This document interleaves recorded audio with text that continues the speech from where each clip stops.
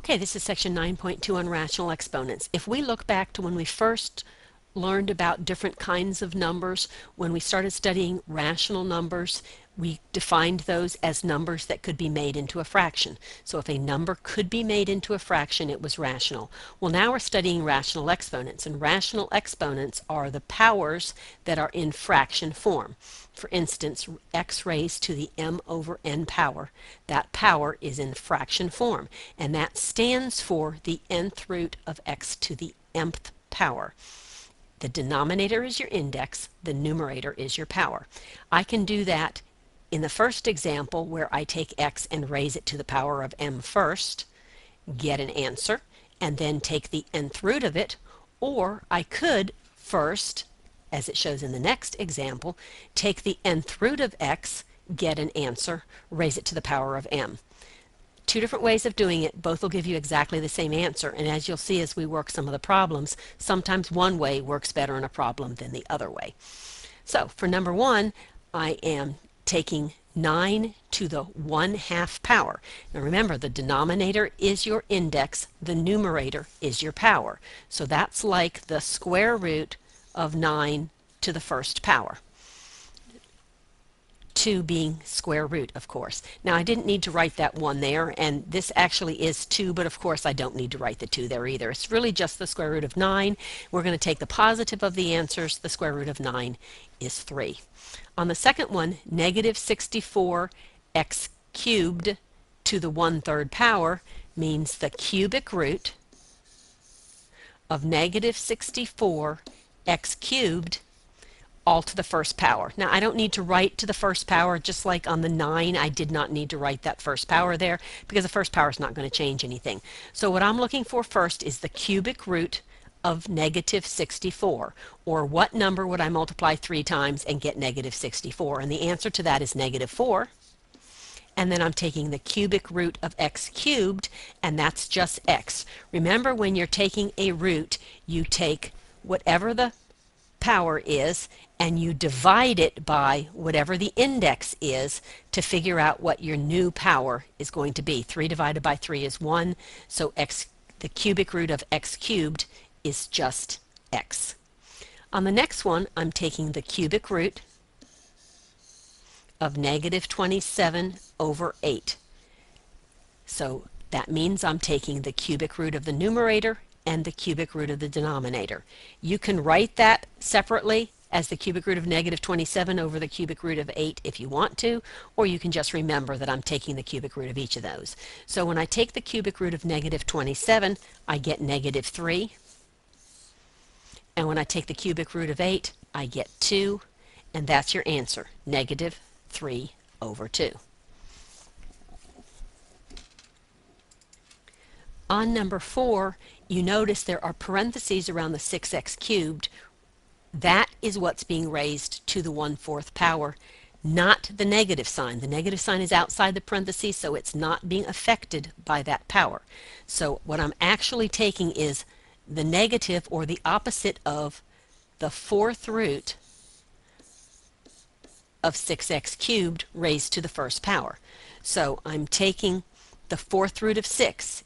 Are there 4 numbers that I can multiply together and get 6 that are identical? No, there aren't. So now I'm going to try to take the 4th root of x cubed.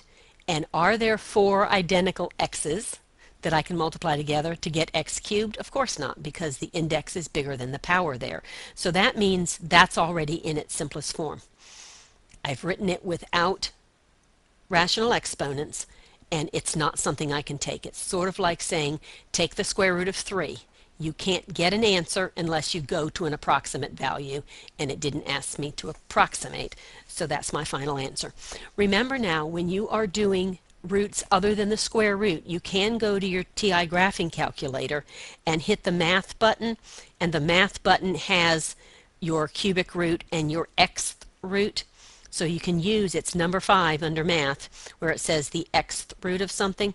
To use that button, you want to put the root that you want. For instance, if I want the 4th root, I'm going to hit 4, then math, then 5, and then the number that I want the 4th root of, and enter, and it'll give it to me. So you can take some of these numbers in your calculator and it might be a little bit easier for you. On number 5, it's asking us to write each expression with a rational exponent.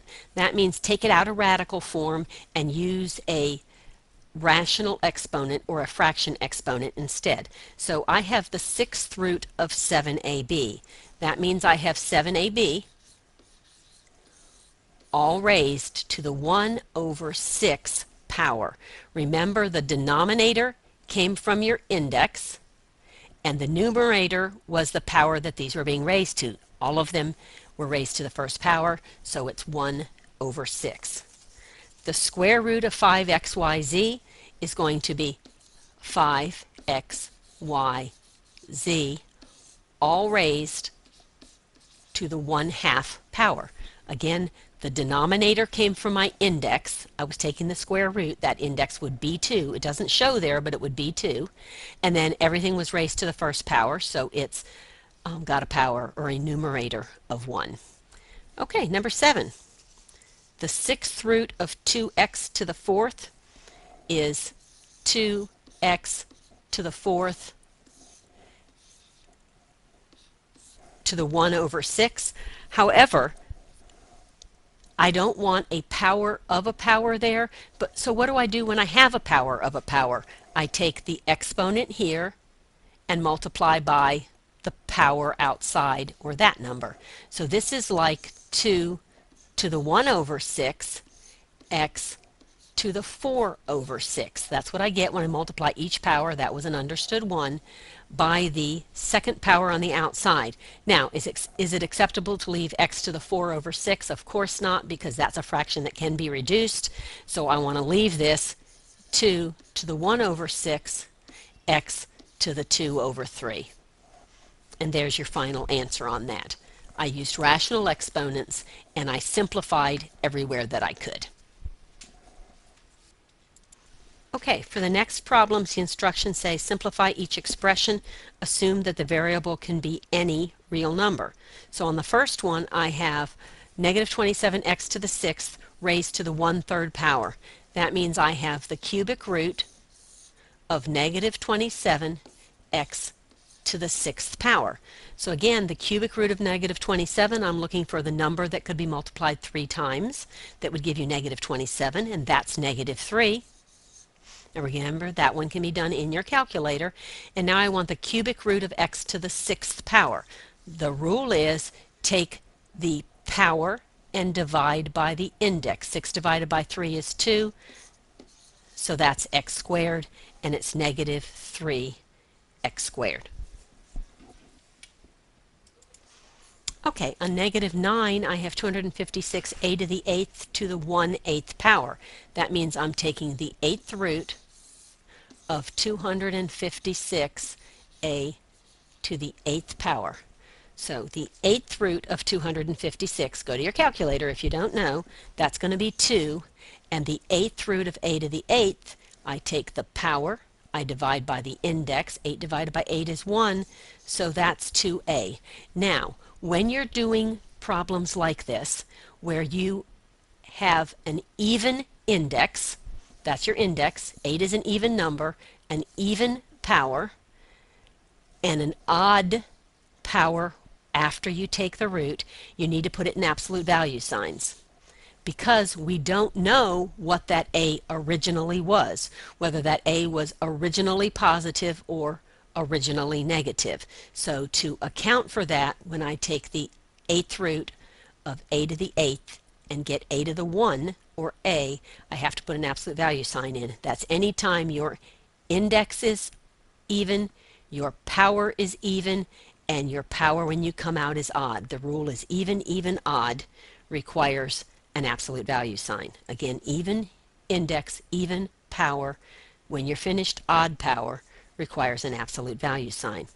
So for number 10, I'm taking the 4th root of 625 x to the 4th. The 4th root of 625 is 5, and the 4th root of x to the 4th is x. The index was 4, that's even. The power was 4, that's even. The power when we come out is 1, that's odd. So it needs an absolute value sign.